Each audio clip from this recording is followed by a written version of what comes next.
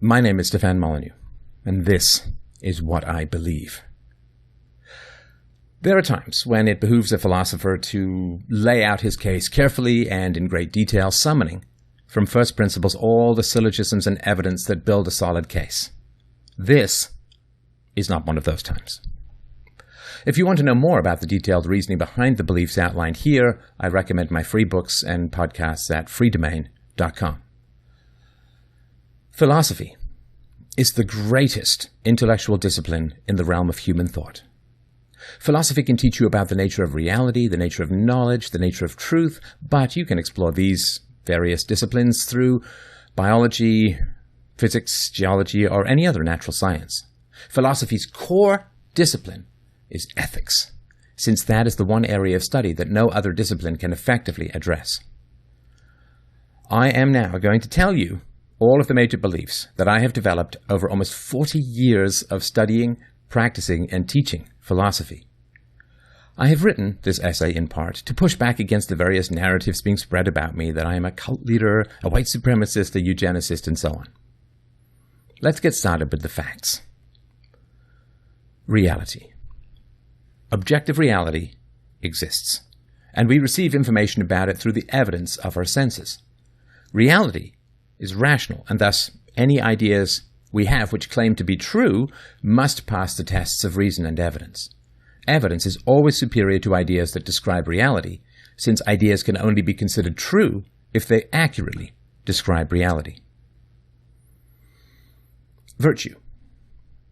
Virtue is universally preferable behavior.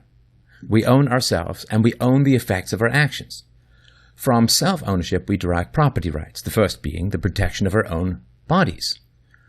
Morality must be universal since it can be imposed upon others, unlike aesthetics. A woman has the right to decide against having sex, and she has the right to use force to defend that right. A man has the right to keep the fruits of his labor, and he has the right to use force to defend his property, just as he has the right to defend his body. Property rights, the right of self-defense, and the non-aggression principle form the foundation of rational morality. My theory of ethics, universally preferable behavior, condemns rape, theft, assault, and murder. The state. Philosophy does not recognize geography, costumes, or mere beliefs as characteristics that can alter the nature of reality. The laws of physics do not change from one country to the next or from one costume to another. The same applies to the laws of morality. You cannot morally initiate the use of force, no matter how many law books say that you can, or how many people believe that you should, or what costume you may be wearing. Slavery was a universal human institution finally recognized as immoral and banished throughout most of the world in the 19th century. The same applies to the state. People calling themselves the government claim the moral right to initiate force against others. They do not possess this right any more than slave owners had the right to own other human beings. A moral society is a stateless society, just as a moral society is a slaveless society. Race. The major human races diverged tens of thousands of years ago and had to adapt to very different environments, from brutal Siberian winters to the lush dangers of the tropics. These varied environments posed unique challenges to our evolution and gave each race its particular characteristics. Some people refer to these as strengths and weaknesses, but I strongly oppose such judgments. Evolutionarily speaking, the words strengths and weaknesses are mostly meaningless, especially when talking about different environments. All creatures strive their best to adapt to their local environments.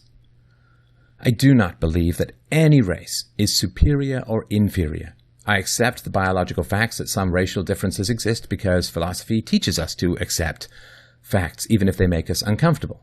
The virtue of intellectual courage is only required when contemplating uncomfortable facts. Philosophy also teaches us to avoid judging individuals by group averages. Although women may be shorter than men in general, you can never prejudge any individual woman as being shorter than the average man.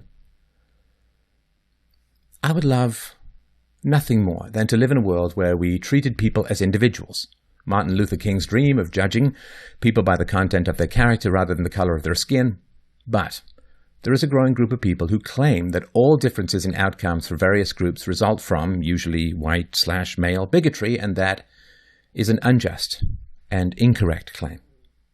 Although there are many talented Chinese basketball players, we would not expect the majority of professional players to be Chinese for various historical, cultural, and physical reasons. Average tested IQ levels vary among different ethnicities. Again, we must never judge individuals by group averages, but group averages nonetheless exist and play at least a part in social and economic outcomes. I have always believed and taught that human beings can only resolve conflicts via reason and evidence. We can only meet and find peace in reality, not ideology or fantasy or wish fulfillment or rage or, strangely enough, the racial prejudice that results from denying average group differences. I talk about these issues because I wish to help de-escalate increasing ethnic tensions and hostilities so we can have a reasonable conversation about these issues without coming to open violence, which will be our inevitable destination if these conversations continue to be suppressed. I believe in equality before the law and reject any and all laws based on race. No race should rule or dominate any other race. Eugenics is a government program that uses force to control people's reproductive choices and is utterly immoral. I am not an ethno-nationalist, but an advocate for a stateless society. In a truly free society, people can live however they choose, as long as they do not initiate the use of force. The violence required to create an ethno-state would be a monstrous violation of the non-aggression principle and should be utterly condemned. Men and women. Women and men have faced different evolutionary pressures.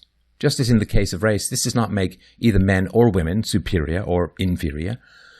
Women have evolved based upon the preferences that men have for mates, just as men have evolved based upon the preferences of women. We are the shadows cast by these sexual choices of our combined histories. I oppose ideologies that strive to pit women against men. For most of human history, we were all mostly just struggling to survive. All beliefs that undermine our capacity to fall in love, pair bond, and raise families is anti-life and ultimately a nihilistic dead end. Women faced particular burdens throughout history, as did men. Women suffered through childbirth and were economically dependent. Men suffered through dangerous hunting and war, and their genes died out if they were rejected by women. We have more liberty and wealth now to pursue our love for each other. It is particularly tragic that at such a time sophists are trying to turn us against each other, often with great success. Men and women complement each other and need each other for the unique characteristics they bring to a relationship. Naturally, I oppose all morals and laws that create unjust advantages for either men or women. The family. The moral ban on the initiation of the use of force applies first and foremost from parents to children. Children are unique in society in that they do not choose their family. Adult relationships are mostly voluntary. Husbands choose wives, people choose jobs, and you can leave the country of your birth. Children should be treated with the highest moral standards because they have the least choice in society. Hitting children violates the non-aggression principle, as does circumcision and confinement. Verbal abuse can easily turn into a form of torture, harming the trapped child's personality. When they grow up, adult children are not morally obligated to continue spending time with relentlessly abusive parents. The logic of this is simple. If it is considered immoral for adult children to reject the unchosen relationship with abusive parents, then it must be far more immoral for anyone to reject the relationships they chose.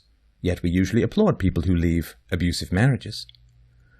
We accept that it is usually a good thing for people to leave an abusive relationship that they voluntarily chose to enter. How can it be a bad thing to leave an abusive relationship you never chose in the first place? When people choose to raise a child, they are required to provide quality parenting. If they are persistently abusive, adult children are no more required to spend time with them than you are required to continue to eat at a restaurant with unpleasant and dangerous food. Free will. Human beings are not mere atoms. Since no atom is alive, yet humans are alive. An emergent property called life exists just as an emergent property called free will exists. No atom in the human brain has free will, yet our minds do. Free will is our ability to compare proposed actions to ideal standards, such as science or morality or abstract truth. Arguing against free will requires that abstract truth be a standard that we should choose to adhere to. It is a self-defeating argument. Conclusion. Of course, not all of the previous are self-contained arguments, but they are brief sketches of what I believe and what I've argued for during my many years as a public intellectual. There are those who hate these arguments and, rather than engage with them, simply smear and attack me. I don't expect this brief speech to change their minds, but for those of you who are curious about what I believe and why, I hope that these intellectual flares, shot above the roiling smoke of hysterical attacks, will guide your curiosity to the most fertile delta of the human mind, philosophical thought. More people than you imagine are waiting here for you to join us. Addendum. After promoting this essay on Twitter, I was banned, as I have been recently from a variety of other platforms. I was on Twitter for over a decade, on YouTube for over 14 years, and these accounts were deleted without strikes, warnings, or communications. I've always worked hard to create a middle ground where people can meet to discuss reason and evidence. Society, and in particular politics, has become increasingly polarized over the past few years. I'm sad about these developments, but I have always counseled accepting reality and would not want to fail at following my own good advice. Deplatforming is not a debate, not a negotiation. Deplatforming is not an argument.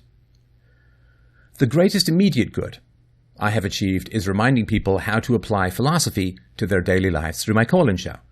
I will continue that. I also love creating presentations that remind people of the powerful lessons of science, philosophy, and history. I will continue that. I have been asked countless times to write a book on parenting. I will. I promise. Politics. I am retiring from political commentary.